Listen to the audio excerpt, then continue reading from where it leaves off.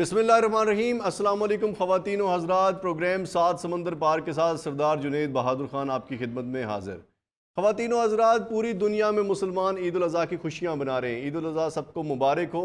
ईद उल अज़हा के दौरान पूरी दुनिया में जो मुसलमान हैं उसमें समंदर पार पाकिस्तानियों की एक बड़ी तादाद होती है जो ईद की खुशियों के साथ साथ अपनों का दुख भी मनाते हैं। अपनों से दूरी का दुख, या साथ में बहुत सारे ऐसे अपने जो जिनसे बिछड़ जाते हैं। उन बिछड़े हुए लोगों की याद में समंदर पार पाकिस्तानी हमेशा ईद की खुशियों के दौरान कई आंसू भी अपनी आंखों से गिराते हैं। ख़वातीन हज़रात, पाकिस्तान के अंदर ईद उल अज़हा मनाने वाले लोगों की एक बड़ी तादाद न सिर्फ के ये सारो कुर्बानी के दर्स के साथ कुर्बानी करती है, साथ में अपनों के साथ मिल बैठ कर पाकिस्तान के हर इलाके के अंदर अपनी बसात और औकात के मुताबिक लोग सेलिब्रेट भी करते हैं और साथ में रुख करते हैं। चूँकि पूरे पाकिस्तान में गर्मी की एक लहर का सामना है हम सबको, और इसके दौरान लोग रुख करते हैं नॉर्दर्न एरियाज़ का, आज़ाद कश्मीर का, और वहाँ के खूबसूरत और पुरफ़ज़ा मकामात से लुत्फ़अंदोज़ होते हैं। आज का जो प्रोग्राम है, इस प्रोग्राम में हम शामिल करेंगे ओवरसीज़ पाकिस्तानियों की रिपोर्ट्स कि वो अपनी ईद कैसे सेलिब्रेट करते हैं, और साथ में हम शामिल करेंगे पाकिस्तान के northern areas, specially Azad Kashmir के अंदर कौन कौन से टूरिस्ट स्पॉट्स हैं जिनको आप विज़िट कर सकते हैं इस दौरान, और वहाँ क्या क्या फैसिलिटीज़ मौजूद हैं। और साथ में होगा आज के इस प्रोग्राम में गाने, और गानों के लिए आपके साथ दो मेहमान शख्सियात जो आज मैं आपका तारुफ करवाऊँगा इंतहाई अहमियत की हामिल है। मेरे साथ मौजूद हैं महीन अलमास। महीन अलमास जो हैं वो 7 मुख्तलिफ ज़बानों में गाना गा सकती हैं। और साथ मेरे साथ मौजूद हैं नासिर बराज साहब, और आप गाते हैं मुख्तलिफ भंगड़ा, और क्या खूबसूरत इनकी आवाज़ है। थोड़ी देर के बाद इनसे गुफ्तगू का आगाज़ करते हैं। सबसे पहले तो हम बात करेंगे हमज़ा नसीर, हमारे साथ मौजूद है रावलाकोट बंजोसा से। इनसे जानेंगे कि आज़ाद कश्मीर के कौन कौन से पुरफ़ज़ा मकामात हैं जिनको इस दौरान पाकिस्तान के तूल और से लोग विज़िट कर सकते हैं। हमज़ा, आप मुझे सुन सकते हैं? जी, बिल्कुल, मैं आपको सुन सकता हूँ। हमज़ा, पहले तो बताइए कि आज़ाद कश्मीर के कौन कौन से अहम टूरिस्ट स्पॉट्स हैं जिनको ईद के दौरान पाकिस्तान के तूल अर्ज़ से लोग विज़िट कर सकते हैं। उन टूरिस्ट स्पॉट्स के हमें नाम बताइए, और साथ ये बताइए कि क्या क्या फैसिलिटीज़ अवेलेबल हैं अगर कोई बंदा लाहौर से, कराची से, मुल्तान से, सियालकोट से ट्रैवल करना चाह रहा हो। देखिए, ओवरऑल पूरा आज़ाद कश्मीर ही टूरिस्ट स्पॉट डिक्लेयर किया जा चुका है। इसकी खूबसूरती किसी से ढकी-छुपी नहीं है। जो लाहौर, कराची या ओवरऑल पाकिस्तान से आते हैं, जो पॉपुलर यहाँ की साइट्स हैं, सबसे पहले तो नीलम वाली साइड है, पूरा एक डिस्ट्रिक्ट है। उसमें आप लास्ट जो उसका स्टॉप है, तौबड़ तक जाती है, केल है, अड़ंग केल है, रत्ती गली झील है, बाबून टॉप है, पतलियाँ लेक है एंड बंडल ऑफ प्लेसेस हैं। दूसरे डिस्ट्रिक्ट की तरफ आएँ, जो रावलपिंडी के सबसे नज़दीक 3 डिस्ट्रिक्ट है, वो पुंछ डिवीजन है। पुंछ में आप रावलाकोट आ सकते हैं, बंजोसा आ सकते हैं, तोलीपीर आ सकते हैं। इसके बाद आप डिस्ट्रिक्ट हवेली में जा सकते हैं। रिसेंटली वहाँ पे एक नई झील डिस्कवर हुई थी, नील फरी, उस पे आज़ाद कश्मीर की तारीख का सबसे बड़ा सियाहती फेस्टिवल किया गया है। और इसके इसके अलावा गर्म पोश एरियो में तीसरा हमारा जो डिस्ट्रिक्ट आता है वो कोटली साइड पे आता है, क्योंकि वहाँ पे भी पाकिस्तान की तरह ही गर्मी पड़ती है, इसलिए वो इस मौसम के लिए वो एरिया चूँकि फेवरेबल नहीं है। अच्छा, इस मौसम में जो आपने जगह का नाम लेते हुए तोलीपीर का नाम लिया, जो मेरी जाए पैदाश भी है और मेरा घर भी है वहाँ। बहुत खूबसूरत जगह, पूरा आज़ाद कश्मीर जन्नत नज़ीर का समा पेश करता है, मगर ये जगह इंतहाई खूबसूरत है। एक बात बताइए कि टूरिस्ट गाइड के तौर पे आज़ाद कश्मीर के अंदर ऐसी फैसिलिटीज़ मौजूद हैं कि कोई बंदा रावलपिंडी से ट्रैवल करेगा, पत्तन क्रॉस करके आज़ाद कश्मीर में एंटर होगा, तो उसको डिफरेंट टूरिस्ट स्पॉट्स के ऊपर कुछ इंफॉर्मेशन के हवाले से कुछ कैंप्स लगेंगे? क्या तरीकाकार होगा जिसके ज़रिए एक पाकिस्तानी, एक आम शहरी को रहनुमाई होगी कि वो आज़ाद कश्मीर के इन तमाम स्पॉट्स जिनका आप नाम ले रहे हैं यहाँ जा सके? आम शहरी के लिए आज़ाद कश्मीर गवर्नमेंट ने रिसेंटली जो गवर्नमेंट गुज़री थी, उसने फ़ारूक हैदर साहब की गवर्नमेंट ने टूरिस्ट पुलिस का क़याम जो है वो अमल में लाया था। आज़ाद कश्मीर की तमाम एंट्री पॉइंट्स पे टूरिस्ट पुलिस एहलकारान, और जितने भी टूरिस्ट स्पॉट्स हैं वहाँ पे टूरिस्ट पुलिस एहलकारान होते हैं। उसके बाद रोडों पे साइन बोर्ड आवेज़ा किए जाते हैं, और इसके अलावा टूरिस्ट पुलिस की हेल्पलाइन और टूरिस्ट पुलिस की जो साइट है, उस पे तमाम टूरिस्ट की गाइडलाइन के लिए उन्होंने 24/7 ऑपरेटर्स रखे हुए हैं, और लोगों को हर तरह से वो फैसिलिटेट करते हैं। जहाँ तक टूर ऑपरेटर की बात है, आज़ाद कश्मीर में private companies as such tour operators के तौर पे काम नहीं कर रही, क्योंकि एरिया लिमिटेड सा है, लेकिन स्पॉट्स बहुत ज़्यादा हैं। दूसरा, यहाँ के मकामी लोग स्पेशली टूरिस्ट को गाइड करने में या टूरिस्ट की मुआवनत करने में बड़ा कलीदी किरदार अदा करते हैं। अच्छा, मेहमान नवाज लोग हैं, बहुत उम्दा बात है। एक बात मुझे ये बताइए कि एक फैमिली मियाँ बीवी दो बच्चों समेत अगर आज़ाद कश्मीर के इन टूरिस्ट स्पॉट्स का ईद उल अज़हा के दौरान विज़िट करते हैं तो कितना एक ख़र्चा आता है, ताकि एक आम मुतवसत तबके का आदमी अपनी जेब के मुताबिक इस पूरे प्लान को तरतीब दे? देखें, मैं खुद ट्रैवल टूर का शौक रखता हूँ। ऑलमोस्ट पूरा पाकिस्तान और आज़ाद कश्मीर में घूम के देख चुका हूँ। सबसे आप कहें कि देखने के लिए भी सबसे प्यारी जगह और लोएस्ट बजट में भी आप आज़ाद कश्मीर का ट्रिप प्लान कर सकते हैं। गेस्ट हाउसेस बहुत अच्छे हैं, सर्विसेज अच्छी हैं। एज सच इंफ्रास्ट्रक्चर में थोड़ी सी डेफिशिएंसी है, लेकिन मिनिमम से मिनिमम बजट आप नॉर्दर्न एरिया का कंपैरिजन अगर करेंगे तो उसके आप कहें कि 1/3 में आप आज़ाद कश्मीर के किसी भी स्पॉट को विजिट कर सकते हैं, हमजा फैमिली के साथ हमजा एंजॉय रोड कर की सकते हैं। कंडीशंस कैसी हैं आज़ाद कश्मीर में? चूँकि लैंड स्लाइडिंग बहुत ज़्यादा होती है और दौरान आजकल के मौसम में बारिशें काफ़ी ज़्यादा हुई हैं, तो ये बताइए कि लैंड स्लाइडिंग के बायस कहीं कोई जगह बंदिश तो नहीं है? लोग अगर ट्रैवल करेंगे तो उनको मुश्किलात का सामना तो नहीं करना पड़ेगा? रोड्स की जो कंडीशन है ओवरऑल आज़ाद कश्मीर के अंदर, जो भी सर्विस रोड्स हैं, जो भी मेन रोड्स हैं, उनका इंफ्रास्ट्रक्चर बेहतरीन है। बिल्कुल रिसेंटली ही वो उन पे असफाल्ट वर्क किया गया है।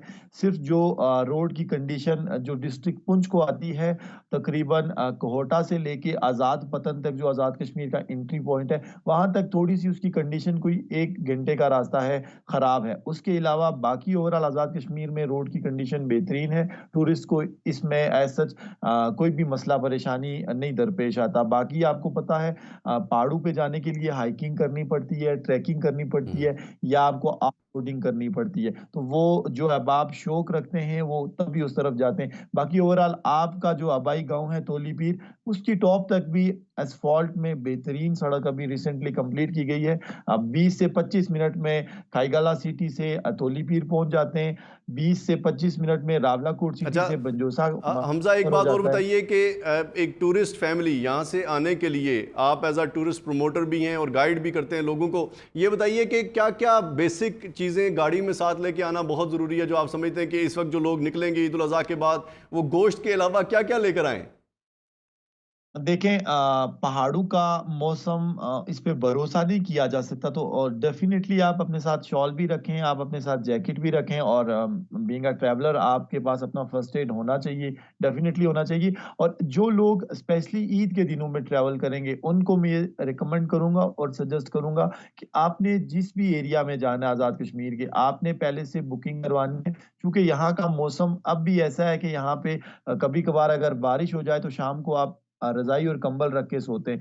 इस वजह से पूरे पाकिस्तान से सियाह यहाँ पे आते हैं, तो इन हम्म। दिनों में स्पेशली में रश और बर्डन ज़्यादा होगा। इसलिए जो भी लोग ट्रैवल करना चाहते हैं, सबसे ज़्यादा ज़रूरी बात ये है कि उन्होंने अपनी एडवांस बुकिंग्स करवानी है, अपनी होटल रिज़र्वेशंस करवानी है, अपनी वो डेस्टिनेशन या पूरा टूर प्लान जो है, अगर कोई उनमें उसमें कोई मसला आ रहा है, हमारी अच्छा, ट्रैवल इसमें एक कंपनी एक काम बात कर मुझे रही है बताइएगा कि उसके। क्या होटल्स की अवेलेबिलिटी के हवाले से आज़ाद कश्मीर में ज़्यादा मुश्किलात का, जैसे कि मरी में कभी कभी मुश्किलात का सामना करना पड़ जाता है और लोग अपनी मर्जी से रेट्स को भी बढ़ा देते हैं, आज़ाद कश्मीर में टूरिस्ट के हवाले से कोई प्राइस कंट्रोल कमेटीज़ हैं ऐसी कि ये ना हो कि लोग यहाँ से जाएं और वहाँ पर लोग एक रात का 10-10 हज़ार रुपया इनसे लेना वसूल करना शुरू कर दें? ये जो मरी वाली रविश है, ये आज़ाद कश्मीर में बिल्कुल भी नहीं है। प्राइस कंट्रोल कमेटीज़ बनी हुई हैं। इवन के नीलम में पब्लिक प्राइवेट कंसेप्ट के तहत लोगों के घरों में 1 से 2 रूम्स टूरिस्ट की अकोमोडेशन के लिए लोगों ने बनाए हैं, गेस्ट रूम जिनको कहते हैं। बाकी ओवरऑल अगर एक एरिया में गेस्ट हाउसेस फुल हो जाते हैं तो हमजा, लोग मुझे इतने बताइए मेहमान। इन शॉर्ट के 3 अहम जगहों के नाम बताइए जो आपको समझते हैं कि सबसे ज़्यादा दिल को भाएंगी और लोग इस ईद उल अज़हा में आप चाहेंगे कि आप उनको इनवाइट करें कि इन 3 अहम स्पॉट्स को विजिट लाजमी कीजिए और एक्सप्लोर कीजिए।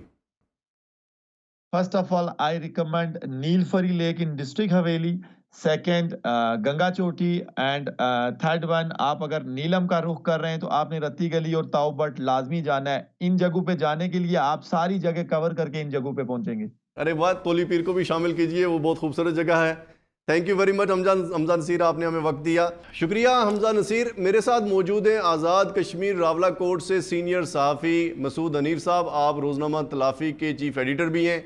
इनसे जानने की कोशिश करते हैं कि जो टूरिस्ट के लिए वहाँ पर सूरत हाल है, पॉलिटिकल सूरत हाल, वहाँ पर लोगों की जानिब से इंतजामात या इंतज़ामिया की जानिब से इंतजामात वो कैसे हैं। मसूद साहब अस्सलाम वालेकुम, वेलकम टू माय शो। वालेकुम सलाम सर, वालेकुम सलाम। महसूस साहब, आज़ाद कश्मीर में ईद के दौरान, चूँकि आज़ाद कश्मीर जन्नत नज़ीर है और पाकिस्तान भर से लोग आज़ाद कश्मीर का विज़िट करते हैं ईदों के दौरान, ईद उल अज़हा में काफ़ी सारे लोग वहाँ पर जाने के तवक्कुआत शो की जा रही हैं। तो मुझे बताइए कि इंतज़ामिया की जानिब से कैसे इंतज़ामात हैं, लोग वेलकमिंग हैं, इंतज़ामियात क्या क्या इंतज़ामात कर रही है ईद उल अज़हा के मौके के ऊपर, ताकि टूरिस्ट को ज़्यादा से ज़्यादा सहूलतें मुहैया की जा सकें। पहली बात तो ये है कि तोली पीर, आपको पता है तोली पीर बंजोसा रावलाकोट की टॉप की जगह है जहाँ पे हजारों की तादाद में ईद पे लोग आते हैं। और पिछली जो जो ईदें गुजरी हैं, छोटी ईद पे बहुत ज्यादा रश था, उसके बावजूद भी कोई नाखुशगवार वाकया पेश नहीं आया। इस वक्त भी इंतजामिया ने बड़े शानदार किस्म के जो इकदाम किए हुए हैं, इंतजामात, और मैं समझता हूँ कि इंजॉय करेंगे, भरपूर लोग इंजॉय करेंगे। मौसम भी बहुत शानदार है और भरपूर लोग इंजॉय करेंगे, और अच्छे इंतजाम हैं। जो हमारे नोटिस में चीजें वो ये है कि टूरिस्ट जितने भी हैं उनको भरपूर किया जाएगा यहाँ पे, और कोई नाखुशगवार वाकया नहीं अच्छा, एक जो आएगा। ख़ास तौर जिस पे तरह मसूद साहब, जो एक आम खबर ब्रेक की जाती है हर दौरान जब लोग टूरिस्ट ज़्यादा जाते हैं किसी भी टूरिस्ट स्पॉट की जानिब, तो कहा जाता है कि वहाँ पर प्राइसेस बहुत ज़्यादा होती हैं। तो एक फैमिली जब लाहौर से, मुल्तान से, कराची से, रावलपिंडी से विज़िट के लिए जाती है तो वो अपनी बजटिंग करने के लिए उनको बहुत तगोदो करनी पड़ती है। तो बताइए कि बजटिंग के हवाले से क्या सूरत हाल है। आज़ाद कश्मीर को कंपेयर कीजिए दीगर जो टूरिस्ट स्पॉट्स हैं अराउंड पाकिस्तान, उनके साथ के क्या वहाँ पर लोगों को सहूलतें मैसर हैं, कमरे मिल जाते हैं, खाने की अशियाए खुर्दो नोश के हवाले से कितनी कीमतों में इजाफा है, चीज़ें मुनासिब तौर पर एक फैमिली पूरी अच्छा विज़िट कर सकती है। पिछले जितना दौरानिया है उसमें जो पेट्रोल की प्राइसेस में इजाफा हुआ, उसके नतीजे में जो है ना, यहाँ पे जो लोकल होटल हैं, शॉप्स हैं, उन पे बहुत ज्यादा चीजें महंगी बताई जा रही हैं कि वो महंगी हैं। इंतजामिया वक्तन फवक्तन कंट्रोल करने की कोशिश करती है, लेकिन उसके बावजूद भी कीमतें कंट्रोल नहीं हो रही। ये एक वाकई इशू आ रहा है यहाँ पे लोगों का, क्योंकि कीमतें जो है ना इस ऑयल प्राइस की वजह से रेज हुई हैं, जिसके ऊपर कोई उस तरह का प्रॉपर नेटवर्क के तौर पे उसको कंट्रोल नहीं किया गया, जिसकी वजह से वक्तन फवक्तन काफी शिकायतें आती रहती हैं। अच्छा और महसूस साहब, लोग भी जरा दूर दराज ये भी बताइए हमें कि बनाते हैं। एक तो ये बताइए हमें कि वहाँ पर जो होटल्स हैं उनकी अवेलेबिलिटी के साथ साथ क्या लोग कैंपिंग भी कर सकते हैं, कैंपिंग स्पॉट्स हैं या अपनी मर्जी से कैंप किया जाता है, और इलाके के लोग जो हैं उनके हवाले से क्या रवैया है, क्या टूरिस्ट की इन एक्टिविटीज़ के अंदर लोग मेहमान नवाजी के ज़रिए सपोर्ट करते हैं, क्या किरदार होता है लोगों का? पहले तो ये था कि सर ये जो 88 की वार थी, इसकी वजह से यहाँ आपको पता है कि एक बड़ी बड़ी तादाद में मिलिटेंसी पाई जाती है। अब एक छोटा सा वाकया मैं आपसे शेयर करूं कि पिछले दिनों को इस्लामाबाद से किसी यूनिवर्सिटी का ट्रिप आया हुआ था। तो वहाँ कोई बच्चे ज़रा वो अगर बेकन हाउस के होंगे या किसी इस तरह लाम्स या किसी बड़ी यूनिवर्सिटी के बच्चे होंगे, तो उनका बिहेव डिफरेंट होता है पिकनिक पॉइंट्स पे जाके। तो उसकी वजह से एक छोटा सा तनाज़ा पेश आया, क्योंकि लोग यहाँ पे अपने लोकल जो उनकी एग्जिस्टिंग रवायात होती हैं उनको चैलेंज नहीं करने देते हैं, पर जो बहुत ज्यादा फोकस करते हैं मजहबी हवाले से कि जो है ना आप इनको वायलेट ना करें। तो इस तरह की छोटी मोटी चीजें आपको पता है यहाँ लगी रहती हैं, लेकिन उसके बावजूद भी इंतजामिया की तादाद में उस तरह के ना होने के बाद, मतलब पुलिस डिपार्टमेंट जो कंट्रोल कर रहा है, उन्होंने बड़ा खूबसूरत एक यहाँ टूरिस्ट पुलिस डेवलप की हुई है आजाद कश्मीर में। माना कि उसके नौजवान अभी कम है, लेकिन उसके बावजूद भी वो बहुत तगोदो करते हैं। ओपन लोग अपनी जो भी लोग आते हैं विजिटर, वो अपने साथ कैंप लाते हैं, कुकिंग खुद करते हैं, रातें गुजारते हैं। कोई इस तरह का नाखुशगवार वाकया नहीं आया।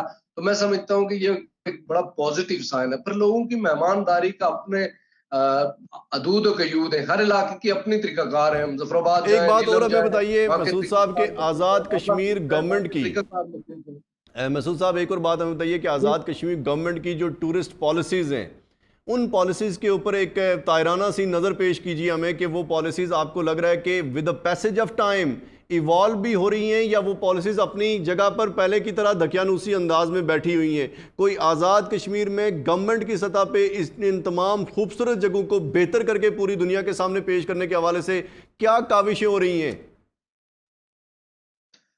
मैं समझता हूं कि जिस तरह G20 पार हुआ और दुनिया भर को ये तासुर दिया गया कि कश्मीरी अब अपनी आज़ादी की लड़ाई से दस्तबरदार हो चुके हैं, यहाँ एक पुरअमन माहौल है, आप यहाँ पे आए। इसी तरह यहाँ पे भी आज़ाद कश्मीर के अंदर जिस तरह आपने देखा होगा नीलफरी में बहुत बड़ा हुजूम पब्लिक का देखने को मिला। इसी तरह आप देखें गंगा चोटी में तोली पीर हर साल बहुत लोग आते हैं, मंजूसा बहुत लोग आते हैं। कश्मीर की हर जगह ही खूबसूरत है, लोगों को अट्रैक्ट करती है, मौसम खूबसूरत होता है। इसको देखते हुए इस दफा पहली बार आज़ाद कश्मीर में टूरिज्म के हवाले से एक प्रैक्टिस की जा रही है।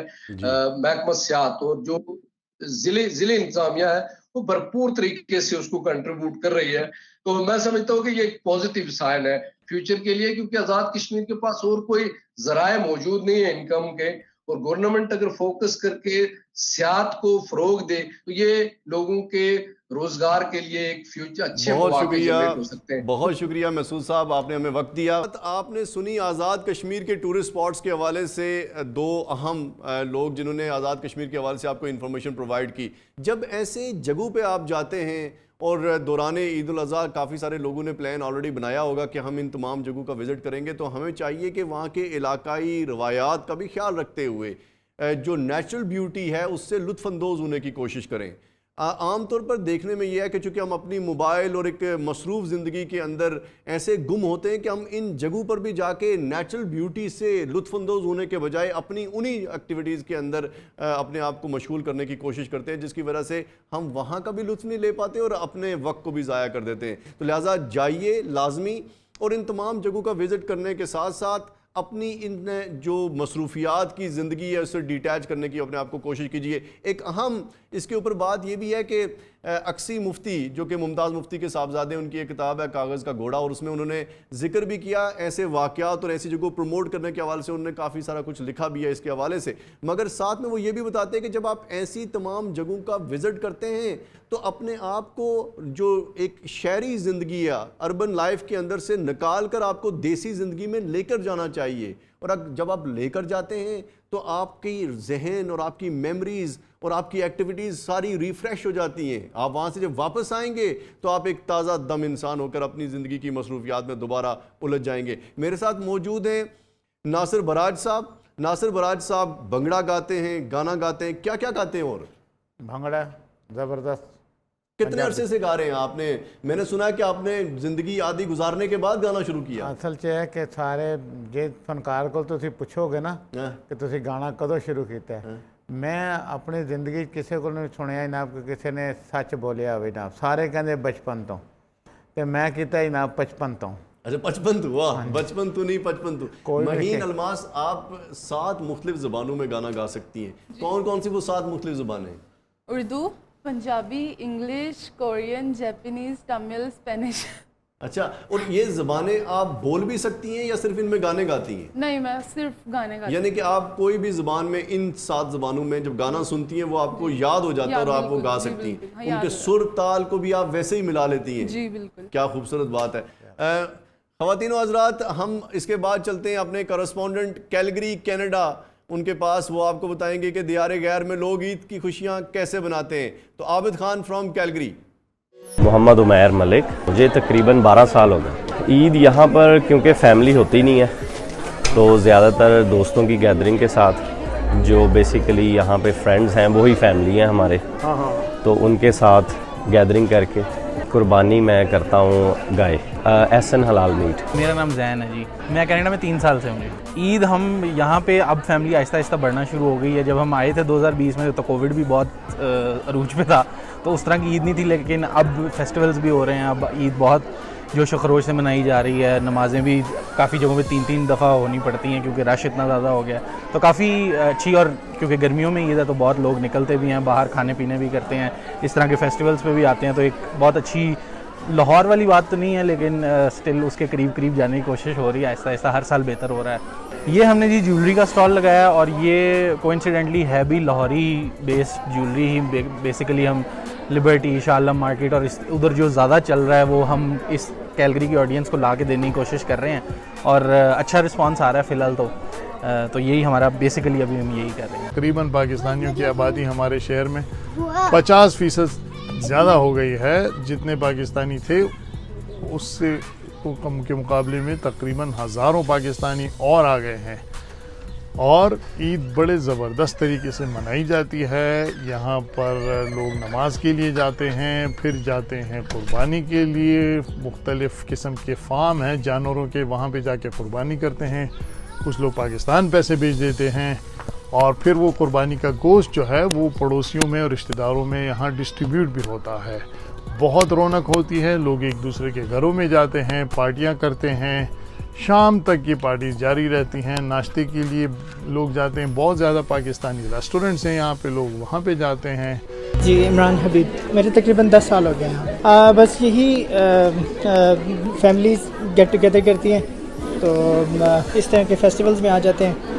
तो इसी तरह नमाज पढ़ के तो बाकी जो है वो जॉब भी कर लेते हैं जॉब पे चले जाते हैं। कुर्बानी मोस्टली हम लोग पाकिस्तान में ही करते हैं, यहाँ पे कभी कर लेते हैं, लेकिन ये है कि यहाँ पे बहुत एक्सपेंसिव पड़ती है तो पाकिस्तान ले करते हैं हम लोग। आपने रिपोर्ट देखी ख़वातीन और हज़रात, दियारे गैर में ईद बनाने वाले लोगों की बहुत सारी खुशियाँ, बहुत सारी जुदाइयाँ एक साथ मिलकर एक हसीन अमेज़िश सी पैदा कर लेते हैं, जिसमें आपको कभी कभी खुशी का सामना करना पड़ता है, कभी दुख का सामना करना पड़ता है। मगर दियारे गैर में रहने वाले तमाम लोगों के लिए ये एक लम्हा भी होता है जिसमें आप पाकिस्तान से बाहर अगर अमेरिका में हैं, कनाडा में हैं, यूके, ऑस्ट्रेलिया कहीं भी हैं, तो आप पाकिस्तान के साथ नहीं बल्कि दुनिया की मुसलमान उम्मा के साथ खड़े होकर ईद बना रहे हैं। ये आपके आलमी सतह के ऊपर भी एक वहादत मिल्लत का जज्बा पैदा करने के हवाले से भी बड़ा अहम किरदार अदा करती है। तो लिहाजा अगर आपके भाई रिश्तेदार वहाँ पर मौजूद नहीं है तो किसी मिस्री का गला मिल लीजिए, किसी नेपाली मुसलमान के साथ, किसी बांग्लादेशी मुसलमान के साथ, किसी ऑस्ट्रेलियन मुसलमान के साथ जब आप मिले तो ये समझिए कि आप मुसलमान उम्मत के भाइयों के साथ मिल रहे हैं। तो ये आपका जज्बा मोहब्बत जो एक भाई की जुदाई में था वो आपको पूरा करने में एक अहम किरदार अदा करेगा। जी ख़वातीन और हज़रात, हमारे साथ मौजूद है चूँकि महीन अलमास चूँकि 7 मुख्तलिफ़ ज़बानों में गाना गा सकती हैं। महीन, आज कौन सी ज़बान में हमें गाना सुनाएंगी आप? मैं अपनी लैंग्वेज में, उर्दू में। अच्छा, यानी कि ये जो 7 मुख्तलिफ शुरू की ज़बानें आपने जानी हैं, इनमें सबसे खूबसूरत ज़बान जिसमें आपको लगे कि आप गाना गाती हैं मज़ा आ जाता है, वो कौन सी है? अपनी खुद की उर्दू। वाह। मेरे साथ मौजूद हैं पुंछ के कमिश्नर चौधरी फरीद साहब। चौधरी फरीद साहब से जानने की कोशिश करेंगे कि एक बड़ी तादाद में टूरिस्ट जिन्होंने रुख किया हुआ है आज़ाद कश्मीर का, गवर्नमेंट की सतह पे उनके पास क्या फैसिलिटीज़ है जो उनको प्रोवाइड करने लगे। वेलकम चौधरी साहब, thank you very much for joining me today. Chaudhary साहब, ये बताइए कि एक टूरिस्ट स्पॉट्स के हवाले से आज़ाद कश्मीर इस वक्त बहुत ज़्यादा हॉट स्पॉट है। बहुत सारे लोग पाकिस्तान से ईद उल अज़हा के दौरान आज़ाद कश्मीर का सफ़र कर रहे हैं। क्या आज़ाद कश्मीर की गवर्नमेंट की सतह पे और इंतज़ामिया की सतह पे आपके पास फैसिलिटीज़ हैं उनको प्रोवाइड करने के लिए कि टूरिस्ट अगर किसी मुश्किल का सामना करना पड़ सकता है, या वहाँ की प्राइस कंट्रोल के हवाले से क्या क्या आपके पास फैसिलिटीज़ हैं? पहले तो आपका शुक्रिया और आपके सामीन को सलाम हो। आज़ाद कश्मीर पाकिस्तान में एक बड़ा खूबसूरत इलाका है और टूरिज़म के लिए जिस मौसम की ज़रूरत होती है, जिस कल्चरल इन्वायरमेंट की ज़रूरत होती है और सबसे ज़्यादा जिस सेफ्टी की ज़रूरत होती है वो आज़ाद कश्मीर में है। अल्लाह का शुक्र है कि आप आज़ाद कश्मीर में जिस भी मुकाम से दाखिल हों, जिस मुकाम तक भी जाएँ, सड़कें भी मौजूद हैं, सेहत की सहूलियात भी हैं, रोड इंफ्रास्ट्रक्चर है वो भी बहुत अच्छा है और सयाहों के लिए हर तरह की सहूलत है, इनके ठहरने की, इनके ट्रैवल करने की और बाकी जो इनके टूरिस्ट स्पॉट्स हैं हमारे आज़ाद कश्मीर के, वो वाकई काबिल दीद हैं। यहाँ पे पाकिस्तान के हर सूबे से लोग आके न सिर्फ ये जो अपनी छुट्टियाँ के लिए गुजारते हैं, जो रमज़ान के अयाम है वो भी आज़ाद कश्मीर के मकामात पे आके गुजारते हैं। चौधरी साहब, एक बात मुझे बताइए कि जैसे दुनिया भर में जो टूरिस्ट स्पॉट्स होते हैं उनके हवाले से टूरिस्ट गाइड्स होते हैं और लोगों को नक्शा मुहैया किया जाता है कि वो कौन कौन सी जगह पर जा सकते हैं। आज़ाद कश्मीर गवर्नमेंट की इंतज़ामिया के पास ऐसी फैसिलिटीज़ हैं कि बंदा पत्तन क्रॉस करे तो उसको कोई नक्शा थमा दिया जाए कि कौन कौन सी टूरिस्ट स्पॉट्स हैं जिनको वो विज़िट कर सकता है। देखिए, आज़ाद कश्मीर में इस वक्त लोग रावलाकोट में, बाग में, हवेली में, पलंदरी में, इसके अलावा मुजफ्फराबाद, नीलम वैली, कोटली, मीरपुर, बाकी जगहों पे भी आते हैं। लेकिन रावलाकोट, नीलम वैली जो है और हवेली, बाग, ये ख़ास वो मकामात हैं जिनमें अगर टूरिस्ट स्पॉट का ख़ास तौर पे नाम लिया जाए तो पंजोसा का मकाम है, टोली पीर का मकाम है, लस्तन्ना है, गंगा चोटी है, नीलफरी जो लेक है, अभी वहाँ पे बहुत अच्छा फेस्टिवल भी हुआ है, हज़ारों की तादाद में लोग गए हैं। नीलम वैली में भी लोग जाते हैं और दीगर मकामात पे भी। अच्छा, तो ये जो अब हमारे बहुत सारे जगह पे रेस्टोरेंट बने हुए हैं, होटल्स बने हुए हैं जो प्राइवेट है, लोग वहाँ पर कमरे बुक करवाते हैं। इसके अलावा सरकारी अमलाक भी होती हैं जिनमें लोग अपना कमरा बुक करवा सकते हैं। सरकारी रेस्ट हाउस भी होते हैं। जी जी, सरकारी रेस्ट हाउस भी होते हैं। आज़ाद कश्मीर के जो महकमा जात हैं, महकमा जो बिल्डिंग है, इमारात का महकमा है, PWD का, इसी तरह जो टूरिज्म डिपार्टमेंट है उनकी वेबसाइट के ऊपर इन मकामात की निशानदेही भी की गई है। मुतलका जो टेलीफोन नंबर हैं वो भी वहाँ पे मुहैया हैं और टूर ऑपरेटर्स उनके ज़रिए अपनी बुकिंग करवा के आ जा सकते हैं। बेहतरीन। अच्छा, ये जो ऑपरेटर्स के अलावा कोई गवर्नमेंट की वेबसाइट जिस पे इंफॉर्मेशन, एक आदमी जो लाहौर से ट्रैवल करना चाहता है या कराची से आना चाह रहा है, तो गवर्नमेंट की वेबसाइट के ऊपर किस जानिब आप निशानदेही करेंगे जहाँ से वो इन्फॉर्मेशन ले कि मैं कौन कौन सी जगहों को विज़िट करूँगा और वहाँ पर क्या क्या मुझे फैसिलिटीज़ अवेलेबल हैं? आज़ाद कश्मीर का जो महकमा सियाहत है, tourism department of Azad Jammu and Kashmir, इसकी वेबसाइट के ऊपर आज़ाद कश्मीर के तमाम मकामात का पता दर्ज है, वहाँ के टेलीफोन नंबर दर्ज हैं, वहाँ पे जितने जो गवर्नमेंट की सहूलियात हैं वो भी मौजूद हैं और इसके अलावा जो प्राइवेट सेक्टर की सहूलियात उन मकामात के ऊपर हैं। रेस्ट हाउसेज है, उन पर कमरों की क्या तादाद है, वो किस तरह के हैं, वो सारा उसके ऊपर दर्ज है। जो सियाह हजरात हैं लाहौर से, कराची से, मुल्तान से, किसी दूसरी जगह से आने वाले, वो कहीं पे अपने घरों में बैठ के उसकी बुकिंग करवा सकते हैं।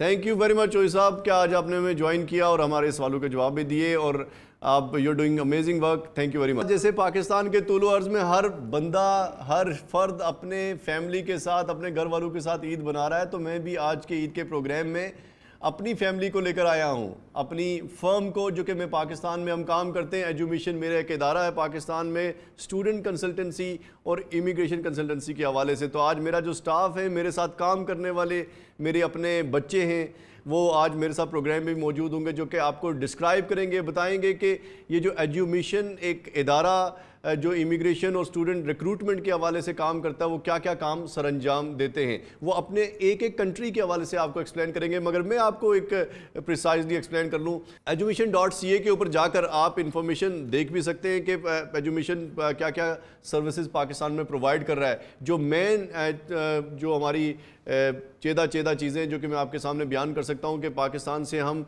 स्टूडेंट रिक्रूटमेंट के हवाले से Canada, USA, UK, Australia, Finland, Poland और कंट्रीज़ के हवाले से प्रोवाइड करते हैं। इसके साथ साथ हम इमिग्रेशन के हवाले से भी पाकिस्तान के अंदर स्टूडेंट्स को और पाकिस्तान के अंदर जो लोग इमिग्रेशन के हवाले से जानना चाहते हैं उनको मामलत मुहैया करते हैं। मेन इमिग्रेशन के जो हमारे प्रोग्राम्स हैं उनमें हम एंटरप्रेन्योर्स की इमिग्रेशन, जो कि बिज़नेस क्लास के लोग हैं, जो पाकिस्तान से एक इन्वेस्टमेंट के हवाले से बाहर जाना चाहते हैं ताकि हम किसी अपनी जो कंपनी है उसको एक्सपेंड करके इंटरनेशनली काम कर सके, हम उनको मामलत मुहैया करते हैं। इसके अलावा पाकिस्तान से जो वर्किंग क्लास है, आपके पास कोई स्किल है, आप एक डिग्री हासिल कर चुके हैं और अपनी एक कैटेगरी के अंदर अप्लाई करके किसी इंटरनेशनल दूसरे कंट्री में जाना चाहते हैं, जिसमें आप कनाडा जा सकते हैं या यूरोपीय यूनियन के डिफरेंट कंट्रीज़ के हवाले से अप्लाई कर सकते हैं। इन तमाम इन्फॉर्मेशन के हवाले से आप edumission.ca को विज़िट भी कर सकते हैं। मेरी टीम आज आपको एक एक कंट्री के हवाले से कुछ डिस्क्राइब भी करेगी। फ्री असेसमेंट अपनी फ़ाइल की, कि आपने एक फ़ाइलिंग करनी है, कहीं दुनिया में हिजरत करना चाहते हैं, इमिग्रेशन करना चाहते हैं,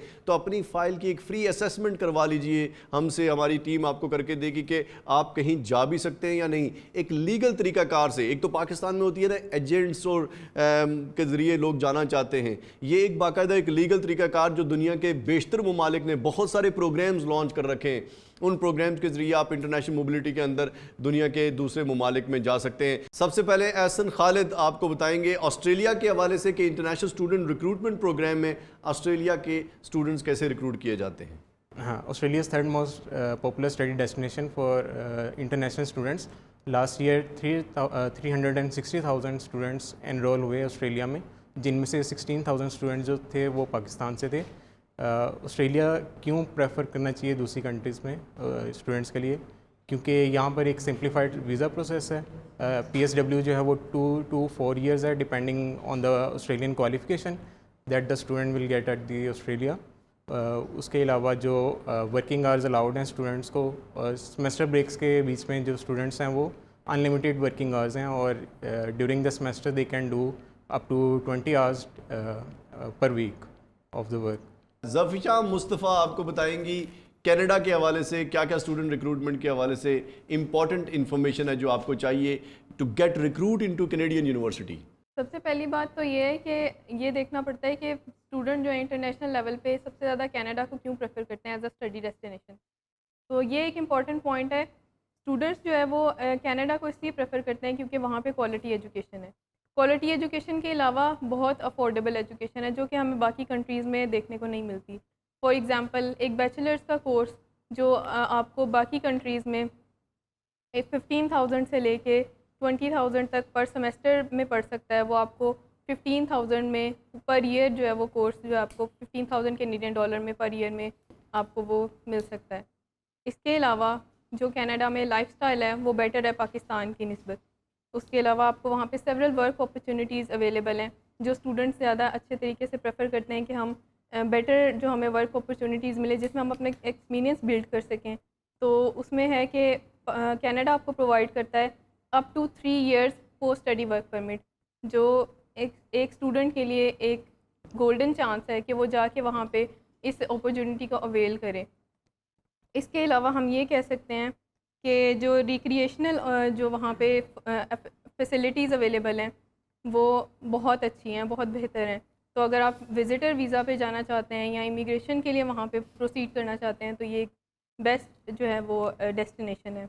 मेरी लॉ फर्म के एक अहम ज़िम्मेदार आदमी मेरे साथ मौजूद हैं, बिलाल अनवर। ये आपको एक्सप्लेन करेंगे कि फ़ाइल प्रोसेसिंग हमारे पास एजुकेशन के अंदर कैसे होती है, यानी कि आप इन रजिस्ट्रेशन से लेकर बैरूनी मुल्क जाने तक किन किन मराइल से गुजरते हैं। बिलाल प्लीज़ एक्सप्लेन कीजिए। अस्सलाम वालेकुम। अगर आप एडमिशन से अपना प्रोसेस स्टार्ट करवाना चाह रहे हैं तो मैं आपको बताता हूँ कि हम लोग मोर देन 20 डेस्टिनेशंस को भी डील कर रहे हैं, जिसमें हमारे पास मोर देन 3,000 इंस्टीट्यूट्स हमारे पास हैं, जिनमें हमारे पास मोर देन 60,000 कोर्सेज़ हैं, जिनमें से आप चूज़ कर सकते हैं अपनी पसंद का कोई भी कोर्स। इसके अलावा अगर आपने अपना प्रोसेस हमारे साथ स्टार्ट करना है तो उसके लिए सिंपल से थोड़े से स्टेप हैं। फर्स्ट आपको हमारी कम्युनिकेशन टीम के साथ कनेक्ट होना है। जो हमारी कम्युनिकेशन टीम है वो आपकी प्री असेसमेंट करेगी, ठीक है। और उसकी प्री असेसमेंट के बाद आपके साथ एक एग्रीमेंट शेयर किया जाएगा जिसको आपने पढ़ना है और उसको साइन करना है। एग्रीमेंट साइन करने के बाद आपके साथ हमारे काउंसलर जो हैं वो कांटेक्ट में आ जाएंगे। जो हमारे काउंसलर हैं वो आपको गाइड करेंगे आपकी यूनिवर्सिटी सिलेक्शन में, आपके कोर्स सिलेक्शन में। उसके बाद जो काउंसलर हैं वो आपके साथ एक डॉक्यूमेंट चेकलिस्ट शेयर करेंगे जिसके अकॉर्डिंगली आपने हमें सारे डॉक्यूमेंट्स प्रोवाइड करने हैं। इन डॉक्यूमेंट्स में आमतौर पे आपके आइडेंटिटी डॉक्यूमेंट्स होते हैं, आपके एजुकेशनल डॉक्यूमेंट्स होते हैं, इसके अलावा आपके टीचर रिकमेंडेशन लेटर्स होते हैं, और इसके अलावा मोस्ट इंपॉर्टेंट डॉक्यूमेंट आपका SOP होता है।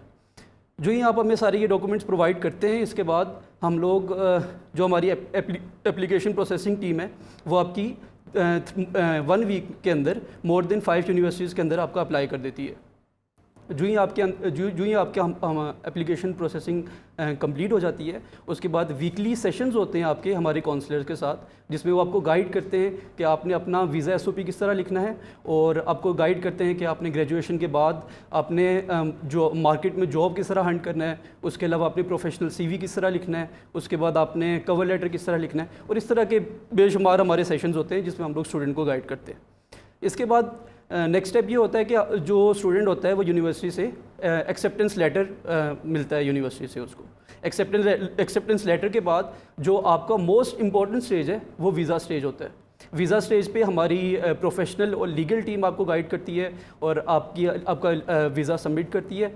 और इसके बाद अगर आप में से कोई भी इंटरेस्टेड है हमारे थ्रू प्रोसेस करवाने के लिए, तो वो हमारी कम्युनिकेशन टीम के साथ कांटेक्ट कर सकता है। मेरे साथ मौजूद है मेरी टीम के एक और अहम फ़र्द जो कि यूके को और यूएसए को देखते हैं, साथ में वो आइल्स को भी देखते हैं। वो आपको लिटिल इन प्रिसाइज मैनर आप एक्सप्लेन कीजिए अफान आमिर कि क्या क्या करना चाहिए एक स्टूडेंट को to get into UK university और गेट इनटू यूएसए यूनिवर्सिटी, और आइल्स के हवाले से बता दीजिए कि बेसिकली उसको कितना स्कोर करना और कैसे करना है। You have to get at least 5.5 bands for bachelor's और you have to get at least 6 bands for master's programs।